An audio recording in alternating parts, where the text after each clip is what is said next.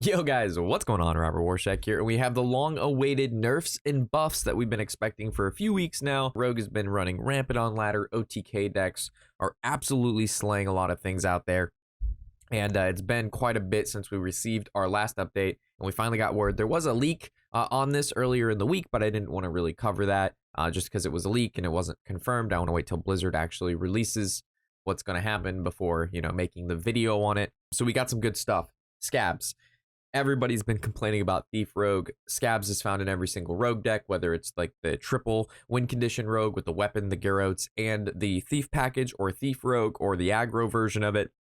So Scabs going to 8 makes sense. Scabs on 7 makes it really hard for board-centric decks, whether you're playing Token Druid, any sort of big deck, any deck that loves to play minions. Around that turn 5 to 7 mark is where you really make that solid board and push for the win, and Scabs on 7 felt a little early, so Scabs on 8 is going to slow it down quite a bit and make it so that you get that extra turn that you can stick your minions on the board, which will make a big deal. Keep in mind they can still use the Cutlass cycle to discount Scabs if it happens to be in their hand, but that's going to happen a lot less often than just straight up getting Scabs on 7. So the best decks in the game, one of the better cards in the deck.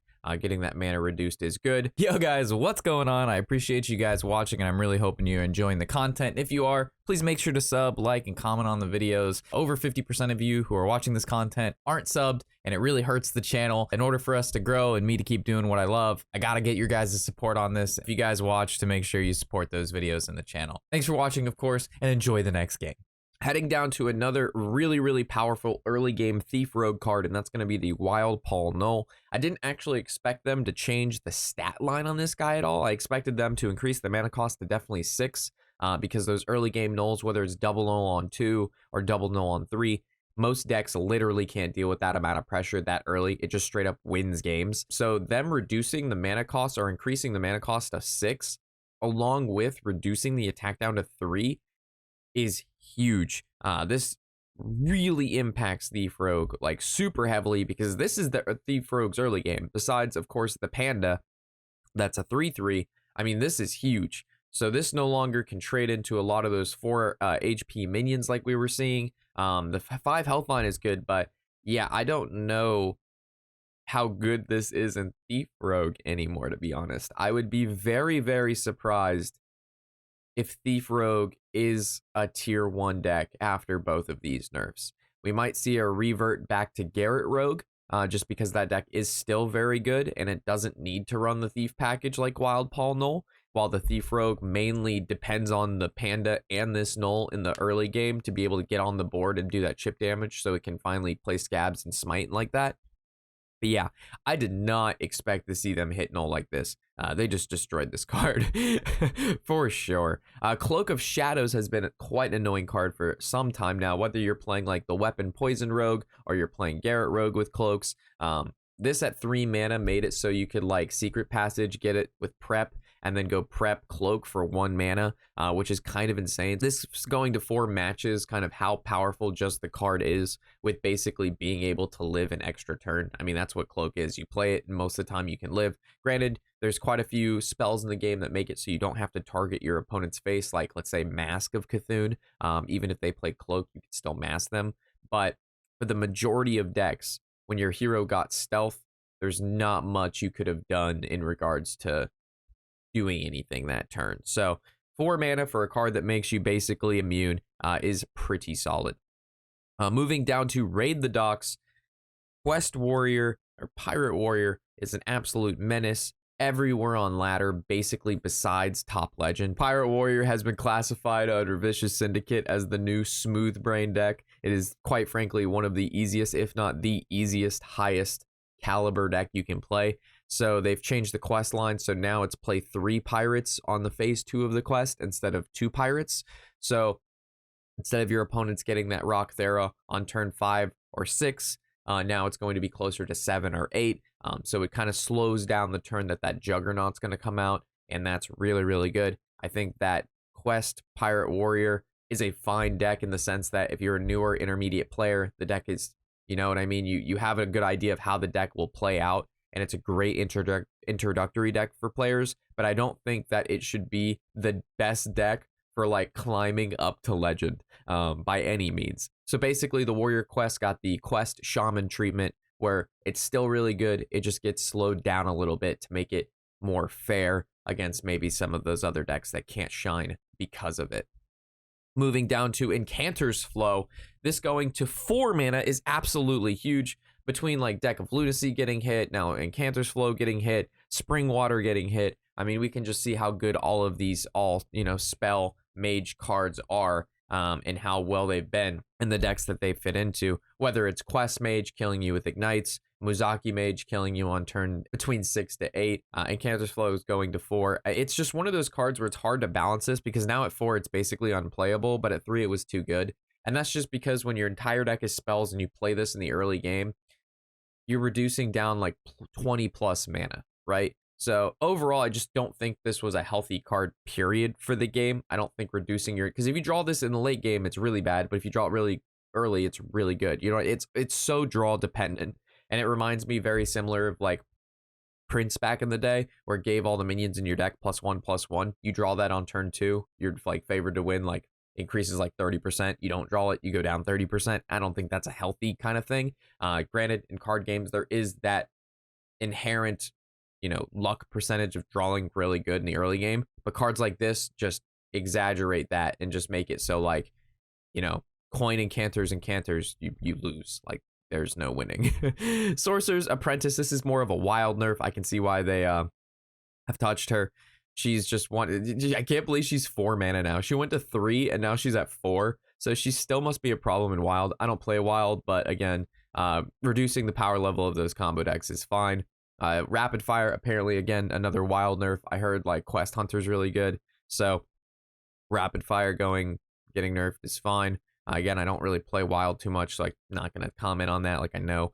And then we have the warrior hero. I've been saying she'll probably get buffed because she is absolutely the worst hero out of all of them. And it sucks because I love warrior, but she's absolutely tragically bad. So what they did with her, they didn't change her hero power. They didn't change the weapon. What they did was give you 10 armor. And I think this is both okay and not okay, because during the long portion of the game, it doesn't really make that big of an impact if you're playing against another control deck or value-oriented deck.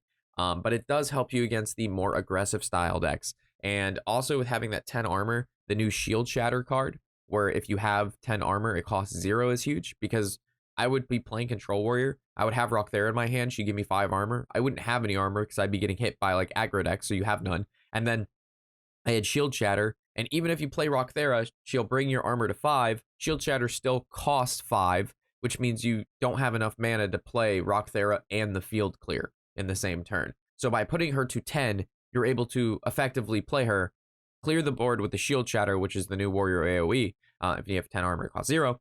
And then you can go ahead and utilize the weapon how you see fit. So this having 10 armor and it being a warrior card kind of just makes sense. You know what I mean? Like, a warrior hero should give more armor, but also she just like really sucks because the hero power sucks and the weapon is okay. You don't really want to attack your opponent in the face with the weapon. You want to hit minions, and if you're hitting minions, you're taking damage. So they needed to change her hero power or make the unstoppable force better, but the armor, I guess, is something better than nothing. We have some Battlegrounds update here. I don't play Battlegrounds. I play TFT, so I'm not even going to pretend like I know any of this stuff. You can go to your TFT or Battleground streamer for that. And then we have a Mercenary updates. Game mode I play very casually a little bit here, and I will cover it.